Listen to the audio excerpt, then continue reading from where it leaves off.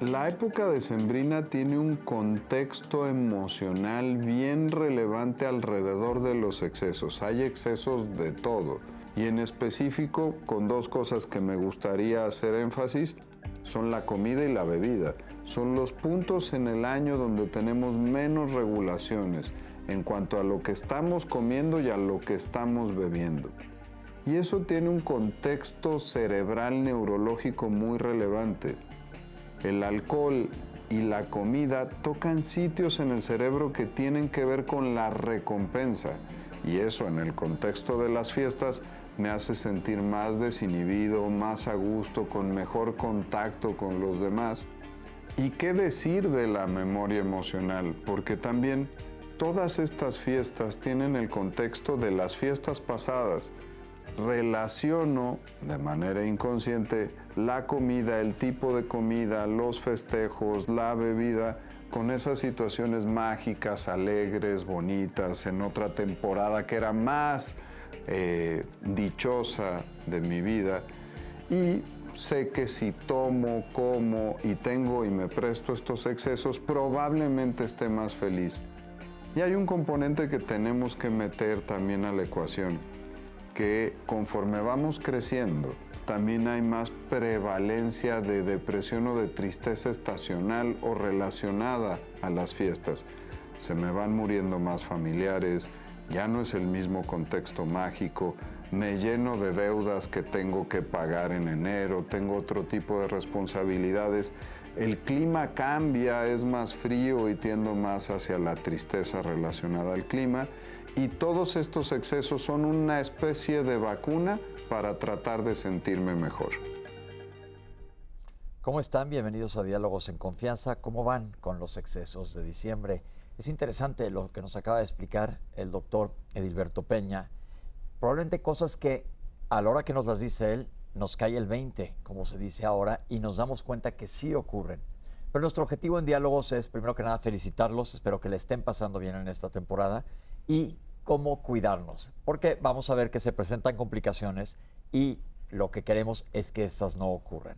Quiero felicitarlos de una vez para mañana y que arranquemos todos el año felices y contentos. Quiero agradecer a nuestras intérpretes de lengua de señas que están el día de hoy con nosotros. Y Citlali, ¿cómo estás? Pepe, pues estoy, ya sabes, siempre contenta de estar contigo en este programa de lunes saludable aquí en Diálogos en Confianza. Y la verdad es que muy agradecida con toda la audiencia por abrirnos la puerta de sus corazones todo este año, transmitiendo nuestro último lunes de salud en Diálogos en Confianza, y no hay más que agradecerles pues todo este año de compañía, de ayuda, de solidaridad y por supuesto de compartir la información que aquí hicimos con mucho cariño en salud. Como dicen, pues vamos a hablar de este importante tema de cómo cuidar el sistema digestivo en esta temporada de excesos y también de tantos sentimientos encontrados como lo mencionó Edilberto. Pues recuerden que este programa lo pueden compartir a través de nuestras redes sociales. Pepe, pues estoy lista. Magdalena Alejo y Jimena Raya son nuestras intérpretes que nos acompañan el día de hoy, asegurándose que llegue nuestro mensaje a todos lados. Y les voy a presentar a nuestros especialistas que nos acompañan el día de hoy. Doctores, muchas gracias por estar aquí. En primer lugar, la doctora Guadalupe Mendoza. Bienvenida, doctora. Gracias. La doctora es pediatra y trabaja en la Clínica Médica Familiar Santa María del Iste. Le damos la bienvenida también a la doctora Georgina Aguilar Gallardo. Gracias, doctora. Gracias a ustedes. La doctora es médico internista del Hospital General de México, doctor Eduardo Liceaga. Le damos la bienvenida a la doctora Fernanda Morales Jiménez. Gracias, doctora. Gracias por la invitación. La doctora es gastroenteróloga y endoscopista. Y le damos la bienvenida de regreso al doctor Edwin Ornelas Escobedo. Gracias por estar con nosotros. Gracias por la invitación, Pepe. Sí, dale, gracias. El doctor es gastroenterólogo adscrito al Servicio de Gastroenterología del Hospital General de México, doctor Eduardo Liceaga. Sabemos que están ocupados, sabemos que están cocinando, pero tienen nuestra aplicación 11 más, porque si quieren ver el programa a pedazos, creo que es un programa de mucha validez, porque es solo cosa de hacer conciencia. Sabemos que es una etapa mucho más permisiva y, doctores, mi primera pregunta a ustedes es: ¿qué tanto en esta temporada se ven aumento de hospitalizaciones o consultas por excesos? ¿Quién quiere contestar? Nosotros en el servicio de gastroenterología es en enero. El paciente regularmente evita visitarnos por las fiestas en la segunda quincena de diciembre, pero en enero Las descompensaciones, particularmente aquellas por alcohol, suelen ser mucho más frecuentes y desafortunadamente mucho más severas, incluso llegando a ser catastróficas. ¿Cómo lo ven en medicina familiar? Bueno, sí hay incremento después de las vacaciones. Generalmente cuando estamos de vacaciones, pues está la gente muy contenta, como refería anteriormente, muy en ambiente familiar, pero regresando regularmente de vacaciones, al menos en la clínica familiar, se incrementa mucho, ¿no? La afluencia, y sobre todo también en cuestiones de los niños, problemas gastrointestinales, y pues tiene mucho que ver que mucha gente también está de vacaciones, ¿no? Ahora, voy a algo que va muy relacionado, estamos hablando sobre todo de tubo digestivo el día de hoy aquí, pero con lo que comentó el doctor Edilberto Peña. La gente no va tanto a consulta de gastroenterología o para tener cuidados en diciembre. El maratón Guadalupe Reyes, no le voy a hacer caso al doctor, y nosotros como médicos sabemos, no, pues al paciente lo que le digo que ahorita me va a mandar al diablo. ¿Qué tanto es esa permisividad que nos damos nosotros mismos, la influencia cultural, la temporada? ¿Cómo podemos concientizar? Porque estamos viendo que lo que vemos son efectos en enero, ya que pasó la temporada, pero el paciente dice, durante la temporada no voy a hacer nada. ¿Cómo lo ven ustedes esta combinación desde el punto de vista sistémico con lo que estamos viendo emocional? Yo creo que sí tocas un tema muy importante porque creo que es la parte fundamental que trae como consecuencia que los pacientes se descompensan, como lo han comentado los doctores. Entonces, esta creencia o esta idea de voy a convivir con la familia, sacrifico las porciones, es lo que nos lleva muchas veces a las descompensaciones.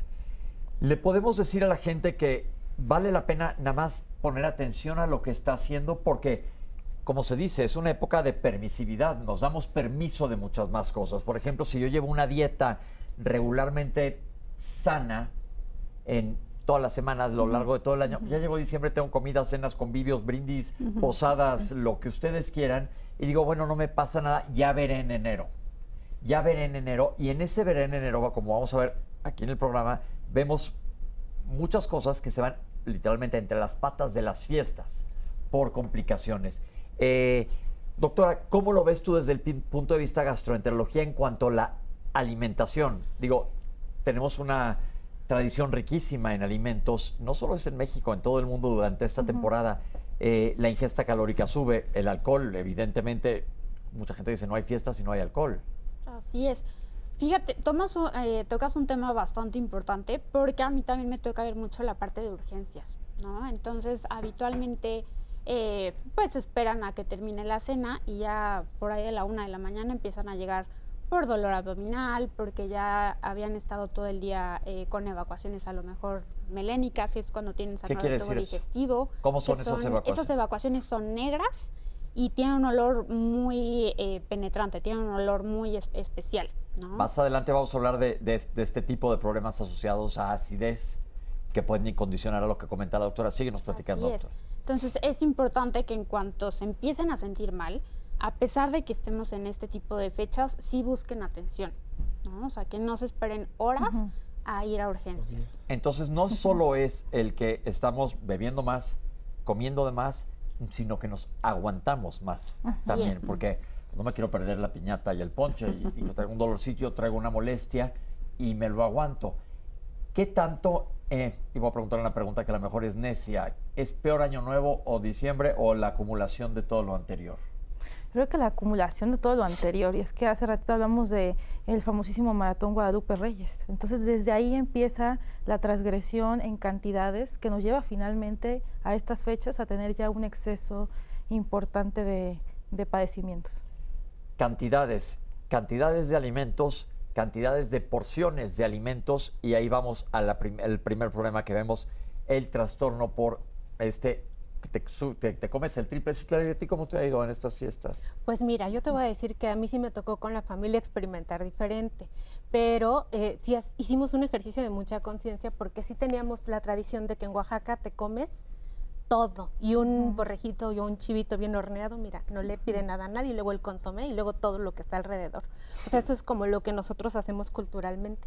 Pero hemos tenido que darnos cuenta, como por las enfermedades de mi papá o de mi mamá o de los abuelos, que ya no se puede. Entonces hemos tenido que cambiar, que no ha sido fácil, pero ahí vamos. Entonces yo te puedo decir que hoy me va bien, pero sí tuve muchas otras temporadas en donde no me iba muy bien. Y te quiero decir que ya teniendo la conciencia de estudiar medicina, de saber que están las personas conviviendo con hipertensión, diabetes, a mí yo decía, bueno, pues esto es como recomendación de acá para afuera, pero nunca como tan cercano, ¿sabes? Y esto nos lleva a la primera cápsula del atracón. ¿Qué pasa? Digo, me ha pasado a mí, lo dice Citlali, todos somos potenciales víctimas. Dice, ay, nunca como romeritos y pavo. ¿Qué tal si me sirvo 3 platos? Vamos a ver esta cápsula, que podemos reírnos, pero puede tener consecuencias. Vamos a verla. Los atracones, hay que definirlos, son una conducta durante 10, 20, 30 minutos. Pierdo yo el control sobre la comida que estoy ingiriendo. De repente la gente cree que los atracones es simplemente comerme una galleta más o una papa frita más de la que yo quería comer o un pedazo de pizza más. No, tiene que ver con esta sensación donde yo no tengo el control. Y nos lleva a un punto muy relevante. Este año se publicaron las nuevas guías de obesidad y se definió un patrón de comida, de relación con la comida que se llama hambre hedónica, que tiene muy marcadita la relación de cómo mi apetito me recompensa y cómo libero dopamina, que es el neurotransmisor de la recompensa, cuando como y cuando como más alimentos procesados o azúcares. Tenemos que considerar también que hay patrones aprendidos. No todo en nuestra vida es neuroquímica o neuroanatomía. Desde pequeño a mí se me fue enseñando que nos reuníamos, que era un momento especial, que el momento especial era en la mesa, que la alegría y el cariño que yo quería demostrarle a los que quiero era con muchos antojitos, con la comida típica de la estación. Un poco la enseñanza que tendríamos que aplicar a las personas es que se pueden desaprender estos patrones, empezando por divorciar el placer, el cariño, la emoción de la comida. La comida tiene una función y toda mi interacción social y el placer tiene otra. Ahí nos explica el doctor Peña el problema emocional, psicológico y aprendido que tenemos. ¿A quién no le ha pasado que llegas a comer a casa de tus abuelitos, de tu tía, y hay una cantidad de botana deliciosa? Y te llenas de botana. Pero, y evidentemente dentro de 1 hora o 2 vas a pasar a la mesa y la cena está deliciosa. Y dices, ¿cuándo voy a volver a comer esto? Y además con esta sensación, ese cariño, esa calidez de que sabes el sazón de tu abuela, de tu mamá. Y además, como dijo Edilberto, o sea, lo relacionas a algo que te va a liberar una cosa de sentirte muy bien, de sentirte apapachado y arropado en una época en donde pues el frío está hasta en el clima, ¿no? Sí. ¿Qué pasa? ¿En dónde está el sentirte también de lo que te estás atascando, lo digo a propósito de la palabra, a sentirte mal? ¿Qué pasa en el tubo digestivo, doctores? Platíquenos. Bueno, dependiendo del alimento, pero seguramente comeremos cualquiera de estos alimentos tan deliciosos y que dependen de la región donde nos encontremos, son ricos en grasa y en proteínas. Eso hace mucho más difícil al tubo digestivo que cantidades en exceso puedan digerirse de forma más adecuada. Entonces, el vaciamiento gástrico, es decir, el avance del alimento hacia el tubo digestivo, nos hace que nos sintamos de forma inmediata, muy llenos, con diferentes molestias, náusea, podemos llegar incluso a tener vómito, podemos tener después diarrea. Entonces le complicamos mucho a nuestro sistema digestivo con estos famosos atracones, pensando en que ninguno de los alimentos estuviera echado a perder o estuviera contaminado, que a veces es frecuente. Entonces esto es sobre todo cantidad. Cantidad. Pero Sí. también yo abonaría que cierto es que, bueno, toda la riqueza cultural que tenemos y aparte, pues, no olvidar que hay una interacción muy importante entre el intestino y el cerebro. Entonces se desencadena en nosotros un sistema de recompensa, de placer, y esto también favorece que sigamos en este ciclo de seguir comiendo, seguir alimentándonos. A pesar de que mi mamá decía una frase que decía, comes con los ojos. ¿Qué Sí. quiere decir esto? Que no estás escuchándote y te sigues llene y Sí. llene y llene. Ya nos dijo el doctor que te puedes sentir muy lleno, incómodo. Todos nos ha pasado. Yo creo que a todos que dices, ya no puedo más, estoy como una boa que me acabo de comer un venado, no me puedo mover. Pero, ¿qué más puede pasar en el tubo digestivo con esta comida tan grasosa y tan abundante? Pueden también presentar reflujo por la cantidad de grasa, justo como dice el doctor, ¿no? pues busca por dónde salir la comida, entonces pueden tener reflujo, pueden estar con eructos. Y otra cosa importante, casi siempre es en la cena, ¿no? O sea, no es como que comamos a las 2 de la tarde, o sea, casi siempre ingerimos estas cantidades tan elevadas de alimentos en la cena, ¿no? A partir de las 10 de la noche, lo combinamos con alcohol, o sea, son muchas cosas pues las que combinamos para mal. Entonces, en tubo digestivo te vas a sentir muy lleno, te puedes sentir muy incómodo. Hay un punto importante que me gustaría hablar de esto. ¿Qué pasa o qué puede pasar? Comida abundantísima, cantidad muy grande, mucha grasa, probablemente mucho alcohol y el páncreas, doctores. ¿Qué pasa? ¿Qué puede pasar? El peor enemigo del páncreas es el alcohol y la grasa. Es una doble cuchillada que le damos, si le queremos decir de una forma, y podría ser frecuente en pacientes incluso sanos que puedan tener una pancreatitis aguda secundaria a estos excesos en las horas posteriores. ¿Qué es una pancreatitis aguda? ¿Qué pasa en la pancreatitis aguda, doctor? El páncreas es el órgano que se encarga de ayudar a digerir las proteínas que ingerimos por vía oral, y cuando tenemos un exceso de estas y de alcohol en la misma situación, lo que puede generar es una inflamación severa, porque se tapan los conductos del páncreas por diferentes motivos y nos da un dolor intenso que afortunadamente, y no es porque quiera que a nuestro público le duela, ese dolor es tan importante que el paciente no se aguanta el mismo y tiene que solicitar ayuda. Y ese es el punto importante, solicitar ayuda en el lugar adecuado, que es en un hospital de forma adecuada, con la gente adecuada y entrenada para lo mismo. ¿Qué tan seria puede llegar a ser una pancreatitis aguda por uno de estos trastornos de llenarse de comida de manera grandísima? Pues cuando son pancreatitis severas incluso pueden llevar a la muerte, pueden requerir mayor pues manejo por los médicos y tener que estar en terapia intensiva. Podemos hablar de que pueden estar 2 semanas en una unidad de terapia intensiva, ¿no? Entonces sí puede llegar a ser algo muy grave. Entonces es importante que se lleven como mensaje que si tienen dolor en la boca del estómago, que si es un dolor mayor a un 5 de 10 y que si sienten como si los atravesara, tienen que buscar ayuda. La gente me dirá, pero si yo soy alguien perfectamente sano, esto no me va a pasar. ¿Me puede pasar una vez después de darme un atascón y beber bonito? Sí, en cualquier persona, incluyendo sanos, incluyendo jóvenes, porque muchas de estas patologías que se consideran de adultos, ya se están viendo en los niños. Los niños ya tienen este tipo de patologías. ¿Podemos ver pancreatitis? Sí, porque ya también la obesidad infantil es alarmante. ¿Sí? O sea, mi punto de vista en esta charla es el pediátrico y están considerando pues el adulto que come, pero el niño está ahí. El niño está observando cómo es el comportamiento de los adultos, sus costumbres, que se olvidan de medirse, que a veces en ese menú no hay algo para ellos, que no pique, que no sea irritante. O sea, creo que también hay que voltear a ver en este punto, ¿no? Y obviamente muchas de las patologías que comentan se están empezando a presentar también en niños por la obesidad que hay en incremento. Ok, entonces cuidado con la pancreatitis, cuidado porque inclusive este trastorno de sentirte mal después de comer, que no te puedes ni mover, es incomodísimo. ¿Qué recomendaciones le podemos dar al público general que tiene mañana un fiestón?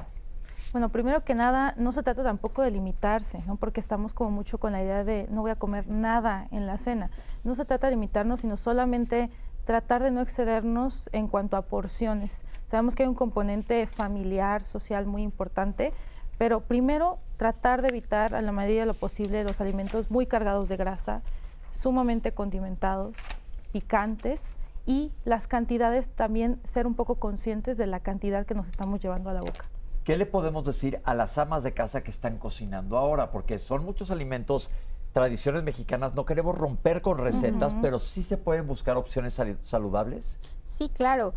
Por ejemplo, de entradas, a lo mejor en vez de que pongamos papitas o botana, podemos hacer una ensalada, podemos hacer, por ejemplo, yo ayer hice hongos con aguacate, o sea, podemos buscar opciones saludables, que eso no quiere decir que no sean ricas, ¿no? Pero quizá no nos van a causar los efectos adversos que los alimentos tradicionales. Ahora, hablando de alimentos tradicionales, porque nos gustan, la mesura. ¿cuánto decirle a la gente, no te sirvas 3 veces? ¿Qué es lo recomendado o pausar o hacer más larga la cena, empezar más temprano? ¿Qué les podemos decir a quien nos está viendo? Es muy recomendable empezar más temprano, ¿sí? Porque la mayoría de las personas cenan poco y ese día pues, es un exceso, ¿no? Entonces nos da un poco de tiempo antes de irse a la cama, ¿no? Yo recomendaría que el ambiente fuera un poco más, la fiesta un poco más temprano, la cena, ¿sí? Para que dejara espacio. Otra de las cosas, como comentaban, ensaladas, uno o 2 platillos sin irritantes para las personas que tengan esa idea de no comer irritantes, o sea, tener opciones. Y también yo les recomendaría que empezaran antes de acudir a la fiesta, ir comidos, ir alimentados. Cuando la persona tiene hambre, genera más ansiedad. O sea, llegas a la fiesta y no piensas. El hambre es una situación que obviamente te da ansiedad y comes más. Si tú ya vas alimentado de algo que puedas sentirte bien en tu casa, llegas a la reunión y tienes más opción de escoger, ¿sí? De escoger qué alimento. O sea, yo les recomendaría cenar temprano y también tratar de llegar con más un poco de alimento en el estómago. La manera común de pensar es, y hasta lo contestamos en mensajes, bueno, te invito, mañana es la cena, vente sin comer para que traigas un hambre buena y bonita. Es la verdad, así lo decimos. Sí. Pero como es poca la gente que se complica, sobre todo con cosas tan graves como la pancreatitis, no tenemos esta conciencia. Sí. Entonces, nuestro organismo, nuestra fisiología nos avisa. Pero ya nos explicó por qué, desde el punto de vista neuropsiquiátrico, tendemos a no escuchar a nuestro cuerpo. ¿Qué le recomiendan a la gente en cuanto a tiempos de alimentación? Luego comes como avestruz, que ni siquiera masticas y estás comiendo con tal de que te quepa más. Pero estas son recomendaciones muy básicas que la gente en casa puede aplicar. Sí, por supuesto. Los tiempos, ¿no? No, adelante. Gracias. Pues sobre todo a empezar un poco antes la cena y también no prolongar demasiado la comida, porque finalmente el prolongar nos da pie a estar comiendo la papita, estar picando muchísimas cosas y a final de cuentas eso para el intestino es una carga muy excesiva de alimento que nos va a traer como consecuencia pues problemas obviamente de malestar gastrointestinal. Entonces no prolongar demasiado la cena.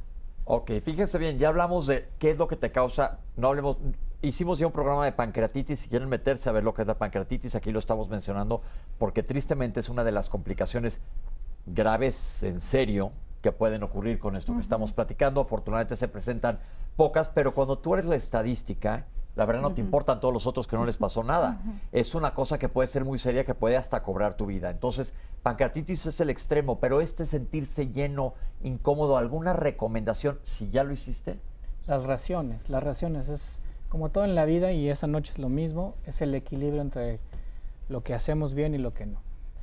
Puede ser que, como nos dijo Citlali, en la casa, dependiendo de la región donde vivamos, de las tradiciones familiares que tengamos, tenemos un abanico de posibilidades para probar y degustar.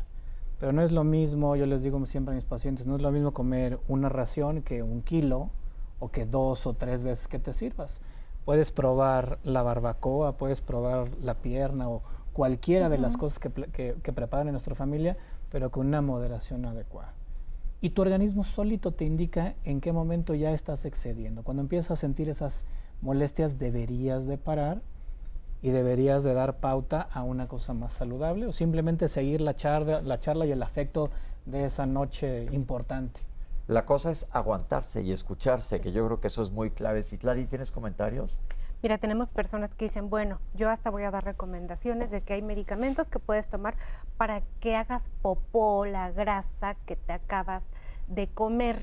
Y la gente dice que de esa forma se blinda para no tener estos efectos indeseables de la grasa del páncreas de la que estamos hablando. No, comenten de este medicamento. Hace mucho que no lo veo en el mercado además, pero sí hay uno. Pero lo que va a hacer ese medicamento es que a lo mejor te haces popó en los calzones, para empezar. Así es. Si comes abundantemente, no lo vas a poder controlar. ¿Algo más que comentar de esto? Eso de hoy sí me prevengo con algún fármaco, doctores. No, creo que la idea sería más bien no automedicarse, ¿no? O sea, si se sienten mal, buscar ayuda, pero no tomar medicamentos por su cuenta. Entonces no existe tampoco esto, Citlali, es un muy buen punto, el blindarte desde antes no te funciona. No. También tenemos a Mauricio Baltasar y dice que él pregunta si el consumo de alcohol en exceso es peligroso para la salud y si pueden decir algunos tips de algunos antibióticos o medicamentos que estén completamente contraindicados con el alcohol y cuáles podrían ser permisibles. En cuanto al alcohol, la dosis permitida o no dañina en mujeres es 1 copa a la semana y en hombres son 2. O sea, 1 copa a la semana, 2. Y en mujeres. Si yo no por hora, ¿eh? Exactamente. Si tomo medicamentos, o sea, lo que la gente pregunta, antibióticos o algo, ¿puedo consumirlos con alcohol? Hay algunos que no, por ejemplo la isotretinoína, que es un medicamento muy común que toman los chicos para el acné, puede tener efectos graves, ¿no? Se les avisa desde antes que incluso se les hace firmar que no van a tomar. Es tan importante como esto, ¿no? Y son medicamentos que se toman por meses, la isotretinoína, entonces es contraindicada totalmente. Ese es uno de ellos, el metronidazol es otro, pero en general si estás tomando antibióticos no se recomienda tomar alcohol, entonces esto háblalo con tu médico desde antes. Citlali, sé que tienes varias preguntas, pero vamos a ir un corte y vamos a dejar este trastorno de comer muchísimo y vamos a ir pasando otras posibilidades. Y Citlali les va a regresar a hacer presentes más de sus voces. Muchas gracias por estar con nosotros. Ahorita regresamos con ustedes, no se vayan, estamos en Diálogos en Confianza.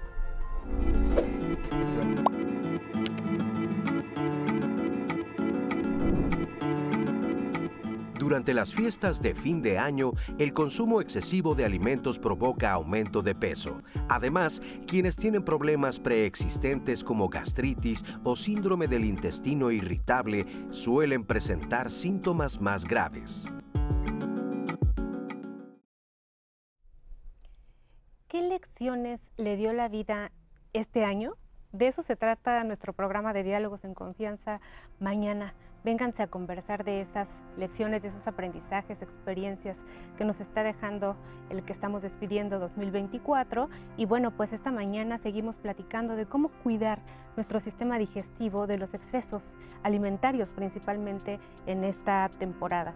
Voy a traer la duda de la audiencia y tenemos las siguientes llamadas. Víctor Telles dice que el organismo resiste ante todo. El trabajo, que la digestión que se puede llevar a cabo con los alimentos condimentados, ¿también está el organismo y el sistema digestivo hecho para tolerar este tipo de alimentos? En exceso no. Volvemos otra vez como a las cantidades, ¿no? Que creo que es la parte fundamental. En exceso definitivamente trae mucha inflamación, como lo han comentado los doctores, inflamación, y esa inflamación nos va a detonar molestias, dolores. Entonces, en exceso no está diseñado. No es que diseñado. esté hecho para todo, no es un organismo diseñado todoterreno, no, esa es la pregunta. Entonces, vamos a ver, Carla Salazar, si va a pasar la Navidad en Año Nuevo, ¿puede comer y después meterse a nadar de inmediato o tiene que reposar? Es un mito que lo que sucede es que... Ojalá yo lo oyera mi mamá esta pregunta. A ver, doctores. No es un mito. Y tiene algo que ver de forma muy importante. Cuando nosotros comemos, la gran cantidad de esfuerzo que hace el tubo digestivo para hacer o digerir o hacer la digestión de estos alimentos involucra que la sangre se vierta a estos órganos. Entonces los músculos, el sistema nervioso ven un rato secuencial cómo esa sangre ya no llega al músculo. Entonces si tú haces una actividad física importante como sería nadar, ¿no? A lo mejor sentarte ahí con los pies en la alberca, implica que no tenga la disposición de sangre adecuada y pudieras tener algún problema. Esa es la explicación un poco más científica, no tanto que esté contraindicado. Es como querer hacer ejercicio cuando acabaste de comer.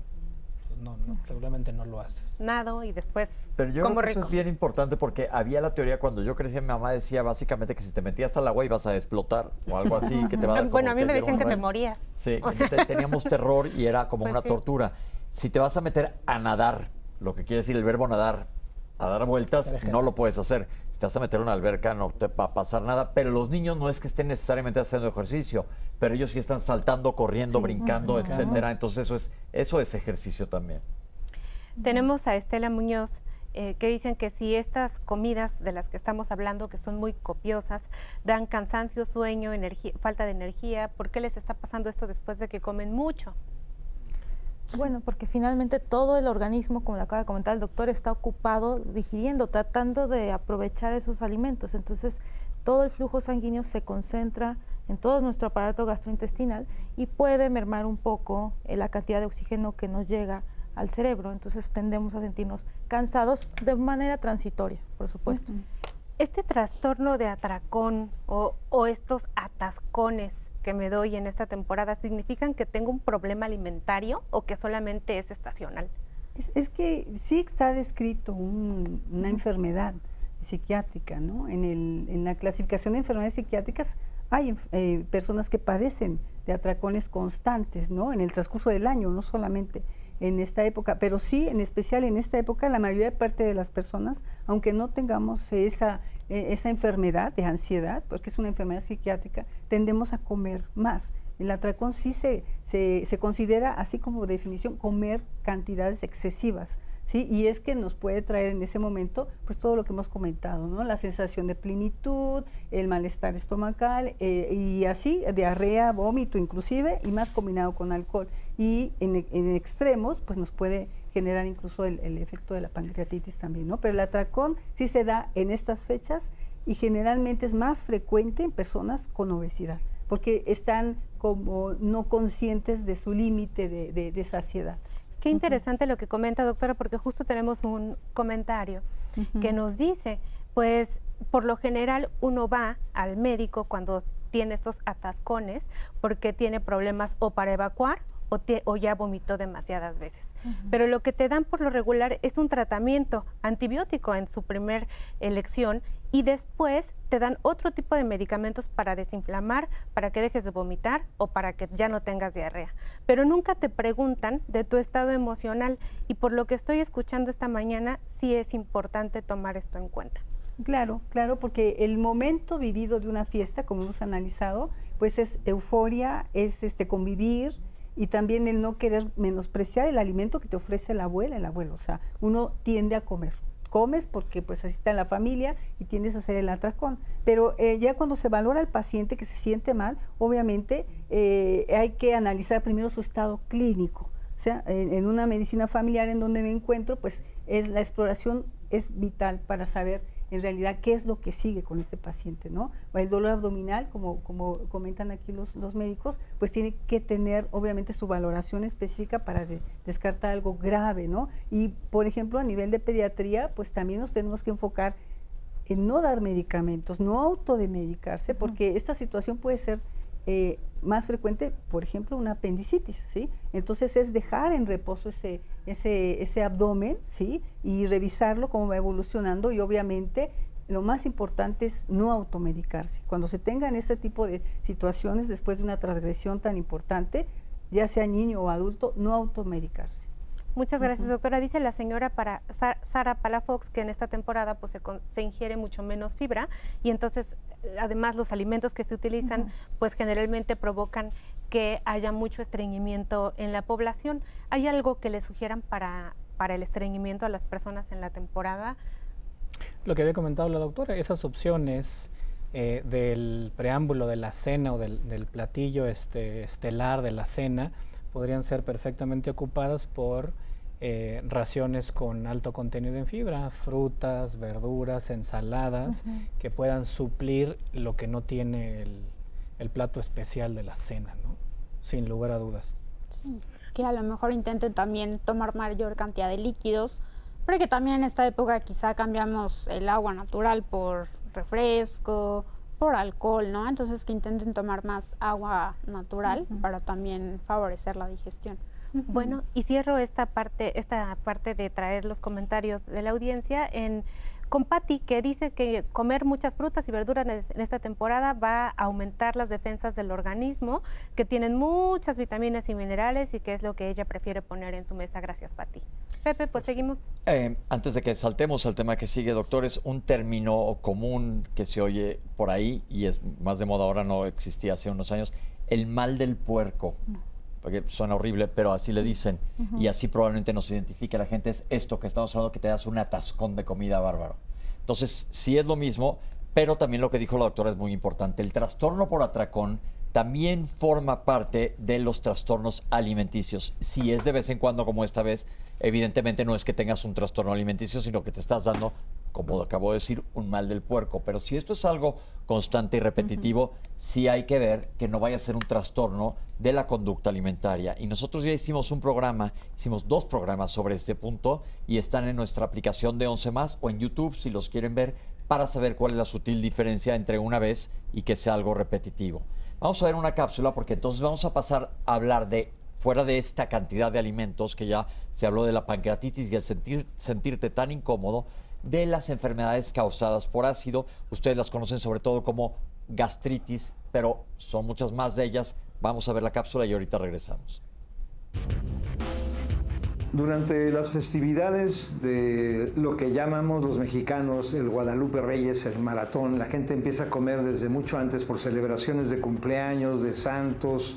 Y la primera pregunta sería, ¿por qué comemos de más? Comemos de más por 2 razones. Uno, porque estamos contentos o porque estamos muy tristes o porque extrañamos a seres queridos. Las festividades de fin de año siempre traen recuerdos gratos y no tan gratos. La gente se autorrecompensa comiendo y esto le da problemas gastrointestinales y les da el efecto de la transgresión dietética que empieza por sentirnos muy llenos, luego por estado nauseoso y finalmente tener inclusive vómito porque se irrita el estómago, sobre todo si consumimos excesos de sal, excesos de azúcares y excesos de picante.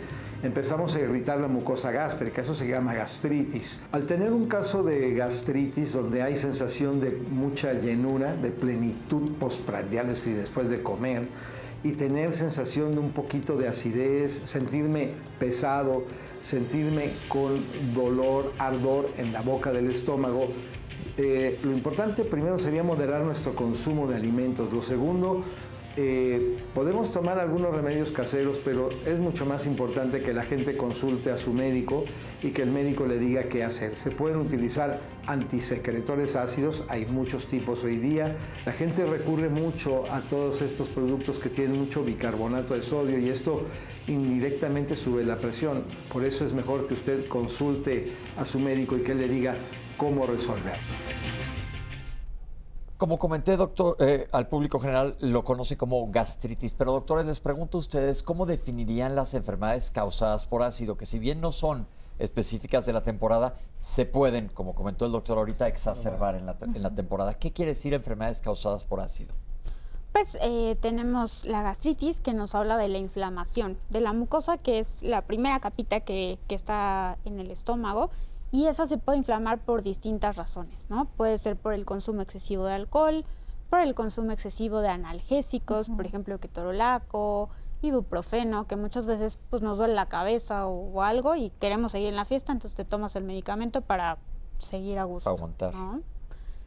Ok, esta es inflamación de la capa interna del estómago, pero las enfermedades por ácido van más allá. ¿Qué hay del reflujo? El reflujo es... y su fisiopatología o la explicación de por qué ocurre es llenamos de más esa bolsita que se llama estómago. Ese estómago tiene que buscar la salida. Teóricamente siempre debe avanzar a lo largo del tubo digestivo, pero cuando es demasiada la cantidad de alimento, la salida más fácil es ascendente. Es decir, el contenido del estómago ya con el ácido sube a través de nuestro pecho, que es un órgano que tenemos ahí hueco que se llama esófago, y quema. Y esa quemadura ocasiona dolor y muchas molestias importantes. ¿Qué pasa cuando el ácido quema al intestino delgado, una duodenitis? Comienza a inflamar toda esta capita interna que han estado platicando los doctores y eso inevitablemente va a traer como consecuencia mala absorción en un evento ya futuro de algunos nutrientes, pero también mucho dolor de los pacientes.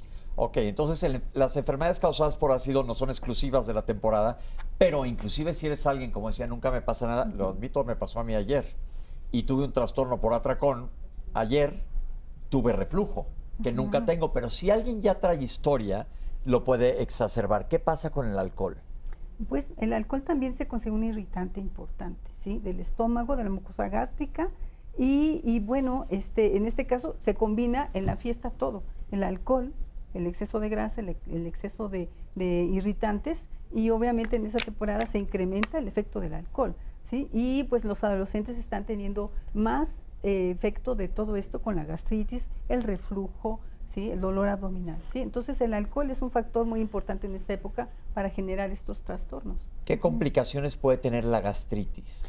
Pues si no se trata de manera temprana, se pueden formar erosiones, que son como raspaditas que tiene el estómago.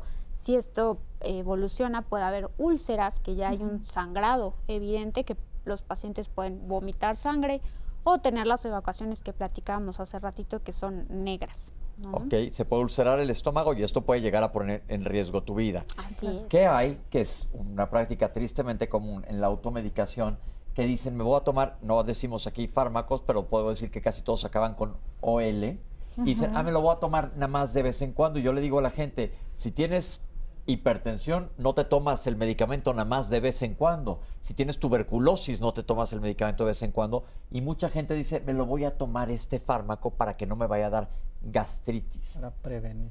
Para prevenir. ¿Qué le pueden recomendar a la gente, doctores? Pues que no, definitivamente si es una persona que ya tiene antecedente de estas molestias, debería llevar un tratamiento perfectamente bien prescrito por su médico de confianza, y durante estas fechas lo que debería de hacer es continuar con la medicación, evitar los excesos, evitar combinar con el alcohol y moderarse en los alimentos, definitivamente. Ok. ¿Cómo le hacemos desde el punto de vista médico para cuando hablemos con los pacientes en la consulta? Porque tristemente no nos hacen tanto caso. ¿Qué hacemos? ¿Cómo hacemos esta unión, esta relación médico-paciente, esta empatía? Yo creo que es muy importante explicarles de una forma breve y que sea muy entendible el porqué de los medicamentos con cierto horario, porque incluso este tipo de medicamentos tienen un porqué en ciertas horas del día, diario, bajo qué condiciones. Creo yo que el explicarle incluso a nuestros pacientes hace que ellos entiendan y que se puedan también involucrar en su tratamiento. ¿Qué síntomas son los síntomas presentados por enfermedades de ácido? La gente entiende lo que es reflujo, pero ¿qué otros síntomas pueden tener, doctores? Pueden tener sensación como, refieren que les quema, que sienten como si quemara en la boca del estómago. Cuando tienen reflujo, como comentaba el doctor, que quema en esta zona del pecho. Pacientes que ya tienen antecedente de reflujo pueden tener también algo que se llama impactación alimentaria, justo cuando no mastican. ¿Qué quiere decir eso?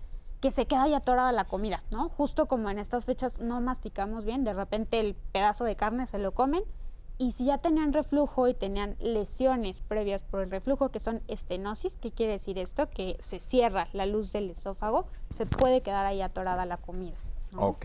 Si tienen mucho dolor en el pecho, pueden incluso llegar a salivar porque no pasa absolutamente nada hacia el estómago, y también es una urgencia, ¿no?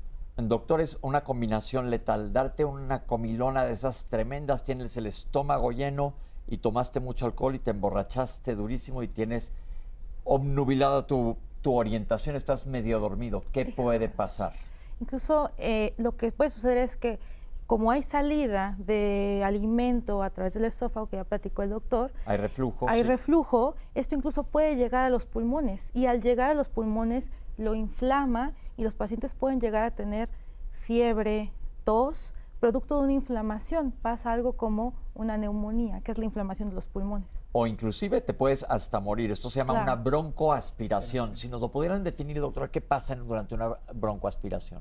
Es esa situación en la que el contenido gástrico, que debe de estar obviamente en el aparato digestivo, pasa de manera obviamente anormal a la vía respiratoria, ¿sí? Entonces esto tiene un efecto a nivel respiratorio que nos ha pasado a todos, incluso con el agua, que empezamos a atragantarnos, ¿sí? Empezamos a toser, pero como está inhibido nuestros reflejos por el hecho del alcohol, estamos semi-inconscientes o dormidos, entonces este reflejo no se lleva a cabo y obviamente se pueden obstruir esas vías respiratorias, aunque sea pequeña la cantidad de alimento que pasó, y eso puede provocar la muerte. O sea, hay gente que desafortunadamente come, cena, se emborracha, se acuesta, y pues ya Y lo encuentran muerto. Por broncoaspiración. Esto es un tema súper, súper serio, y el alcohol, tienes el estómago tan lleno que se produce este reflujo por un lado, pero el alcohol también en excesiva cantidad te induce al vómito. Y si no estás bien despierto para vomitar y estás o hasta dormido, como dice la doctora, puedes vomitar dormido y que el contenido de tu estómago se vaya a los pulmones y tienes una tragedia muy, muy, muy seria. Vamos a ver otra cápsula, vamos a pasar a hablar de lo que son gastroenteritis. Si bien no es la temporada más común de gastroenteritis como vimos en el verano, también se puede presentar en esta temporada. Vamos a ver.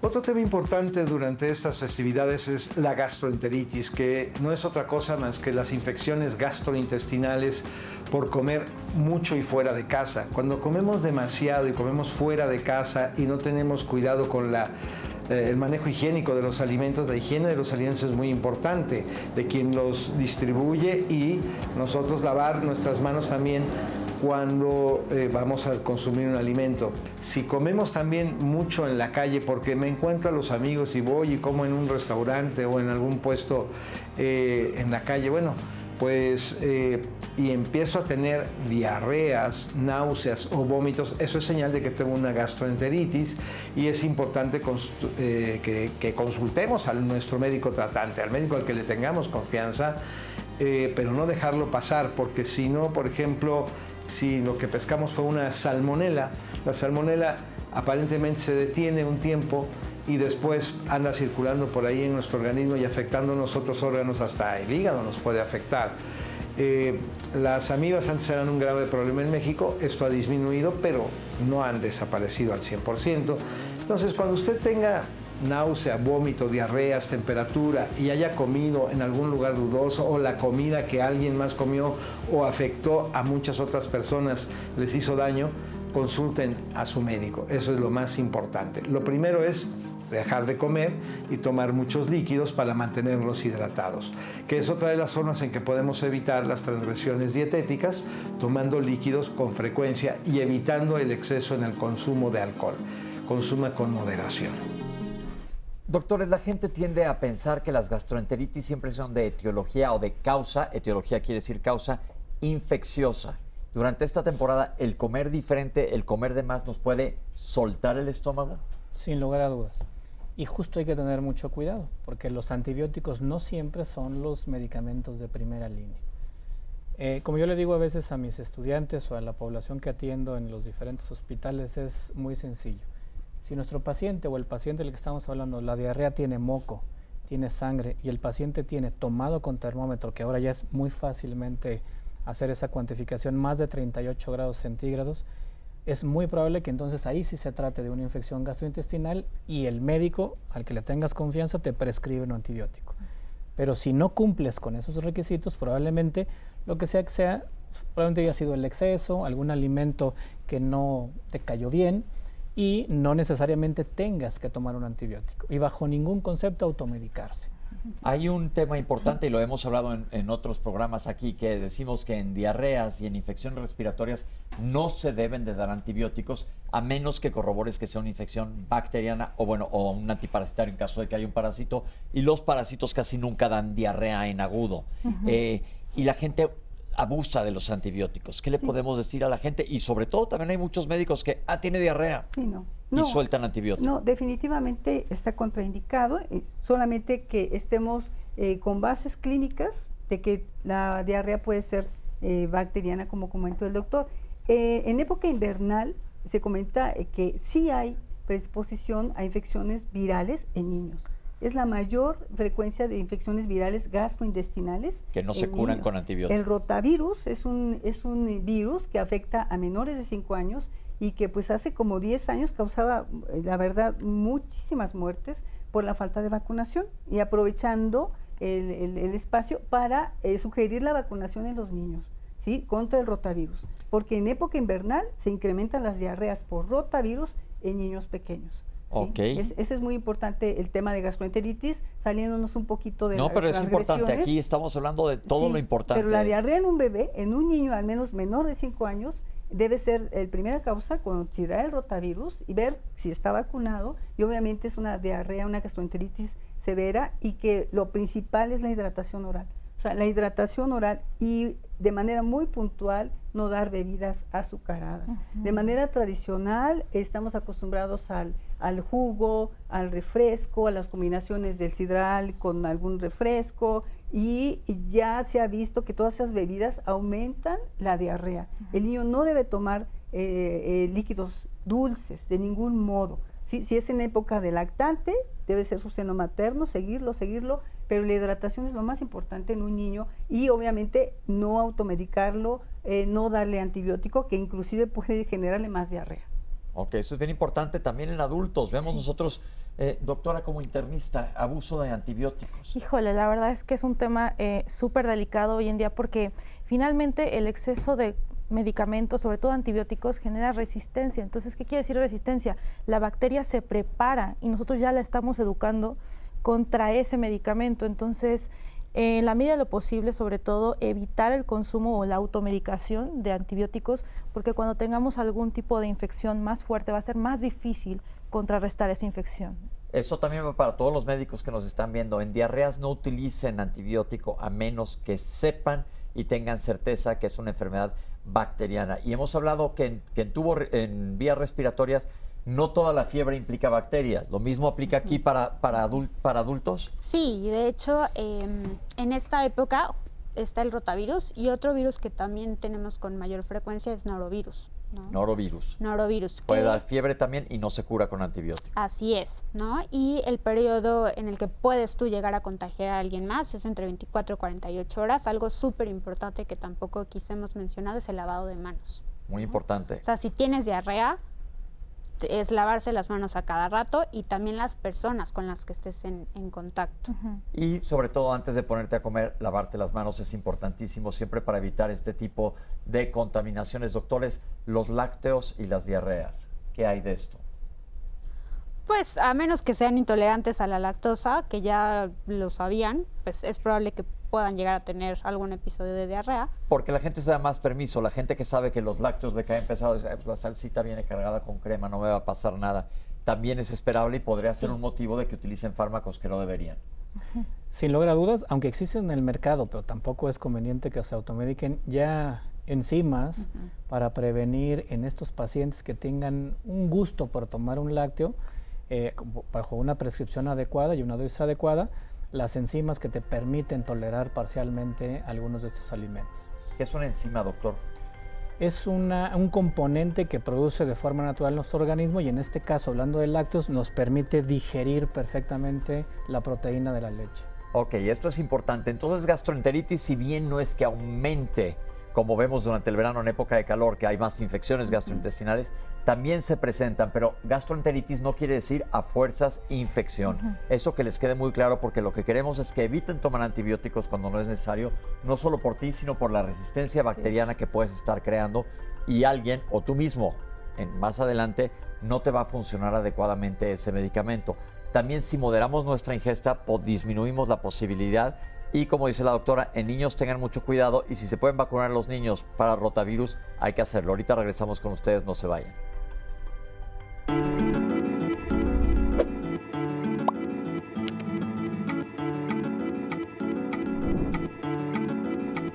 Especialistas del Instituto Mexicano del Seguro Social recomiendan en esta época decembrina comer con moderación y procurar que los platillos siempre contengan verduras, sean bajos en sal y ricos en fibra.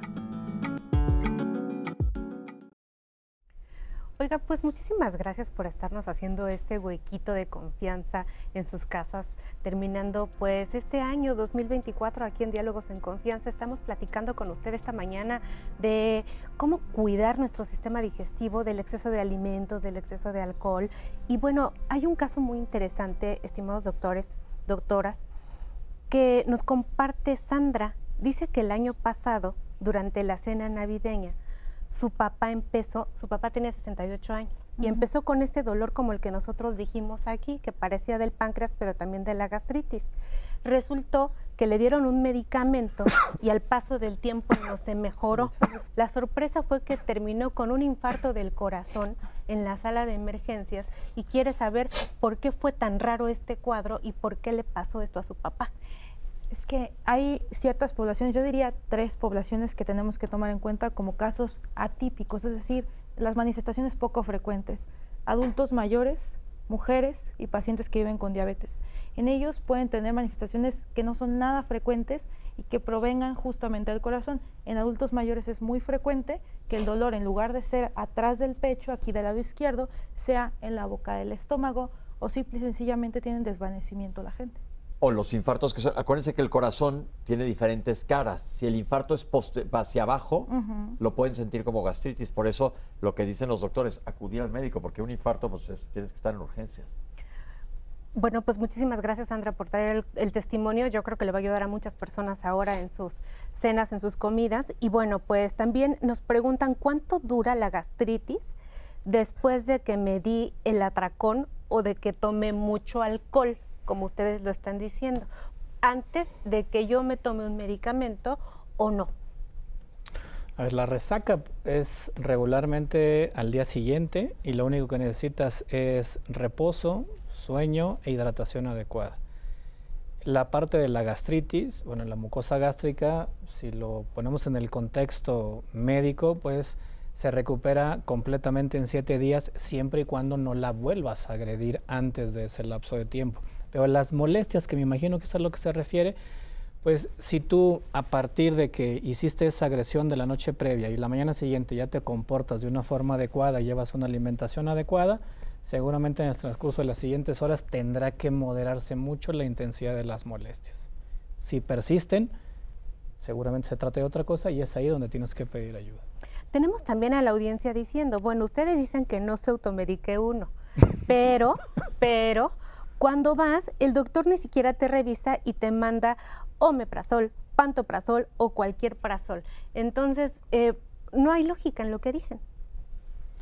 Bueno, ahí creo que depende también mucho el tipo de médico con el que acudan, ¿no? El contexto del paciente, pero bueno, en general pues siempre los revisamos, si es necesario se piden laboratorios y vemos cuáles son las posibles causas del malestar del paciente antes de mandar medicamentos sin estar 100% seguros. Lo que pasa, creo yo, es que ya hay pacientes crónicos que sienten la molestia, ¿sí? Que la han sentido no solamente en esa Navidad y que ya saben que con el medicamento se les quita. Lo importante aquí yo creo es que las personas tengan conocimiento de que a veces se puede salir de lo habitual.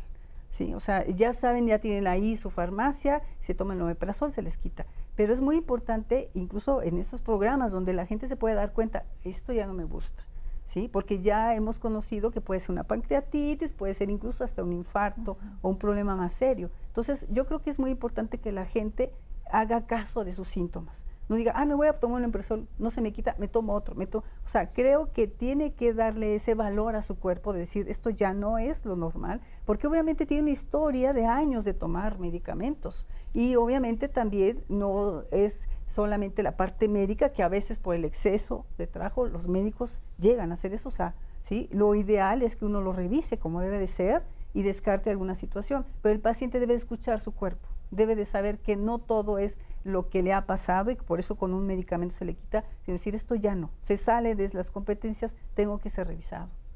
Tenemos otro comentario que no es por espantar a la audiencia ni nada, pero bueno, pues es lo que está llegando, de una persona de 45 años que tenía una gastritis de esas que no se le curaba con nada.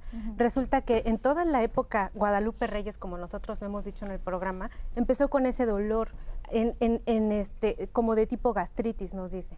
Y que después de ello, desafortunadamente, pues murió, porque tuvo un sangrado de tubo digestivo, que resulta que se le reventó alguna úlcera gástrica y entonces el desenlace fue fatal. Pero sí puede pasar esto de que le dure tantos días el dolor, ¿es normal lo que le pasó? ¿Es común lo que le pasó a esta persona? Sí, pero seguramente ese paciente o esa persona tendría más síntomas. Como bien dijo la doctora, no es de que el médico no lo revise o no le pregunte. A lo mejor el paciente no asimila preguntas clave que nosotros le hacemos, como son: ¿ha vomitado sangre? ¿Ha hecho el baño sangre? ¿Cuánto le dura? ¿Cuánto tiene, qué tanto lo limita en sus actividades esta o cual molestia? ¿Qué lo desencadena? ¿Con qué se le quita? ¿Qué ha tomado? Y obviamente lo revisamos y, como bien dijo la doctora, regularmente nosotros tenemos ahí muchas alertas o varias alertas para saber que si ese paciente tiene 40 o más años, si tiene un familiar de primer grado con haber tenido cáncer gástrico, particularmente cáncer gástrico, que es lo que estamos hablando, si tenía otra enfermedad como diabetes, si tenía algún problema ya con el metabolismo del alcohol, etcétera, si tiene anemia, son focos que nosotros nos dicen, pues el paciente se tiene que quedar hospitalizado y le tengo que hacer una batería más completa de exámenes. siempre estoy seguro que siempre los preguntamos y a lo mejor el paciente lo toma ya tan habitual que pareciera que piensa que no lo hacemos, pero este paciente seguramente tenía focos importantes que no nos los mencionan aquí y que seguramente pasaron desapercibidos. Bien, pues al momento de las redes, Pepe. Ok, vamos a ver la siguiente cápsula que no nos va a gustar tanto porque tiene que ver con el alcohol. Aquí la tienen. El alto consumo de alcohol nos puede afectar de diferentes maneras en diferentes áreas de nuestro tracto digestivo. Si recordamos, nuestro tracto digestivo se compone de nuestro esófago, el estómago, intestino, hígado y páncreas, ¿no? Entonces, a nivel de esófago podemos tener trastornos en la motilidad secundarias a la alta ingesta de alcohol. Entonces, esto nos puede traer enfermedad por reflujo y a largo plazo causarnos incluso cáncer. A nivel de estómago, que es donde empiezan a revolverse los alimentos, puede haber inflamación por este alto consumo de alcohol. Y a nivel intestinal, tanto en intestino delgado como en intestino grueso, si recordamos, en el intestino delgado nosotros absorbemos la comida y en el intestino grueso absorbemos el agua. Entonces, en el intestino delgado y en el intestino grueso existen numerosas bacterias que actualmente las denominamos microbiota intestinal. En los últimos años se ha hablado mucho de qué beneficios nos da la microbiota intestinal y nos dicen que nos protegen contra enfermedades alérgicas, autoinmunes, incluso de cáncer, y específicamente se ha hablado de enfermedades a nivel de salud mental. También se han hecho estudios en donde la microbiota intestinal tiene un papel importante en este tipo de patologías. Entonces, el alto consumo de alcohol nos hace una microbiota menos variada y menos saludable, por decirlo de alguna manera. Si recordamos, el alcohol es un azúcar. El exceso de azúcar que nosotros consumimos se puede ir hacia el hígado y depositarse ahí en forma de grasa. De tal forma que puede empezar con un hígado graso que a través del tiempo, si esto perdura, se puede convertir en cirrosis y bueno, esa es una enfermedad que generalmente se cura solo con trasplante. Doctores, entonces el alcohol y el tubo digestivo definitivamente no son amigos. La doctora nos dijo unas cifras que la gente no le va a gustar nada. No, o sea, en mujeres la dosis no dañina es 1 copa a la semana. 1 copa a la semana. Y en ¿Y hombres quién 2. dice eso, doctora? Pues hay distintas sociedades, ¿no? Y guías que son las dosis que manejan, ¿no? Como no dañinas, ni siquiera lo mencionan como saludables, ¿no? Porque antes también teníamos la creencia de que 1 copita de vino tinto al día era benéfica para la salud. Actualmente se sabe que no. Ahora también vemos, y se menciona ahorita, sobre todo complicaciones crónicas del uso de alcohol, pero durante esta temporada ingerimos mucho más alcohol que lo que digerimos. Bueno, mucha gente no toma mayormente a lo largo del año y en esta época tiene brindis tras brindis, dice la doctora, 1 copa si eres mujer, 2 si eres hombre a la semana, y aquí nos volamos esa barda muy frecuentemente. En cuanto a la intoxicación por aguda de alcohol, una borrachera buena, ¿qué te puede hacer en el tubo digestivo de arriba para abajo, doctores? A nivel de la saliva, lo que va a impedir es que estemos salivando adecuadamente y eso va a tener repercusión a la hora de digerir. Ahí empieza nuestro proceso de digestión. Y más abajo, una de las cosas que platicamos hace ratito, abre la válvula, abre la puerta entre el estómago y el resto del sistema gastrointestinal superior, de arriba, y propicia más reflujo del que podemos llegar a percibir. Y es dañino con la mucosa del esófago. Así Es es. un irritante per se, ¿no? Es un irritante que lo mismo pasa en estómago. Entonces te puede causar, lo que dijimos, enfermedad acidopéptica y reflujo, por un lado. Pasemos más abajo y tomemos en cuenta, se mencionó anteriormente, que además del tubo digestivo o dentro de la gastroenterología está el hígado y el páncreas.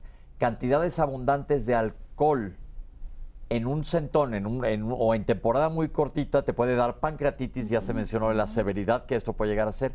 Y una borrachera, doctores, ¿les puede afectar al hígado? Sin lugar a dudas, y más con esta ya frase trillada que tenemos el Guadalupe Reyes, y si lo extiendes más al Candelaria, seguramente podrías tener una hepatitis alcohólica. ¿Qué es eso? A eso iba, justamente. En términos muy básicos y muy coloquiales, el hígado protestó contra la ingesta severa de alcohol que tuvo ese paciente y deja de funcionar de forma abrupta. ¿Y qué pasa cuando el hígado deja de funcionar? Hicimos aquí hace mucho un programa sobre el hígado, de cómo funcionaba. Doctor, dinos para qué sirve el hígado. Y a la hora que oigan Cuando deja de servir eso, todas las implicaciones. Tiene más de 3,000 funciones. Nosotros podemos medir de forma cuantitativa muy poquitas. Cuando el hígado deja de funcionar, el paciente se pone amarillo, tiene una marcada falta de energía e implica que va al hospital porque ya no se puede sostener ni siquiera por sí mismo. Pero cuando eso ocurre ya pasaron varios días o semanas de la última ingesta tan importante. Y tenemos desafortunadamente un índice de mortalidad en México superior al 50% en los siguientes meses de esa hepatitis alcohólica. Un porcentaje puede sobrevivir y queda con una secuela perpetua, pero el que no, nosotros tuvimos ahí en el hospital una secuencia de 100 pacientes consecutivos con hepatitis alcohólica y tuvieron una sobrevida solamente 3 en un año. Son condiciones especiales, cada paciente es único. Pero aquí quiero hacer un comentario todavía más puntual. Esto es en pacientes que pensamos que están sanos. Si nuestro paciente ya tiene una enfermedad hepática diagnosticada, no puede siquiera, les digo yo, ponerse loción ese día. O sea, ya no llamemos a tomarse la mínima copita para el brindis porque vino el familiar que no estaba con nosotros, porque hay una serie de sentimientos. Ese paciente no puede beber una sola gota de alcohol. Yo creo que esto es muy importante, la permisividad, y nos pasa a todos en el consultorio. Supongo, doctora, siendo pediatra, los jóvenes, si siguen viendo jóvenes, te dicen, ¿ni una, doctor? Ni una. Ni una. Esto es muy importante. Si ya tienes un daño en el hígado, ni una. O pacientes que tienen cirrosis hepática que te dicen, ay, doctor, es Navidad, ¿me puedo tomar una? No. Y creo que algo que también estamos ya viendo mucho en México es justo lo que mencionaba en una de las cápsulas, hígado graso, ¿no? ¿Qué pasa con el hígado graso? Que ya tenemos un daño per se y todavía le aumentamos la parte del alcohol, incrementa el daño, ¿no? Y podemos tener descompensaciones. La mayoría de los pacientes o de las personas no saben que tienen hígado graso. ¿Qué quiere decir NASH? Es cuando tienen esteatohepatitis, que es cuando se inflama el hígado. Se inflama el hígado, esteato quiere decir a base de grasas. Entonces, ¿un hígado graso puede inflamar al hígado? Sí. ¿Y tú no te das cuenta? Así es, muchas veces solo nos damos cuenta por laboratorios.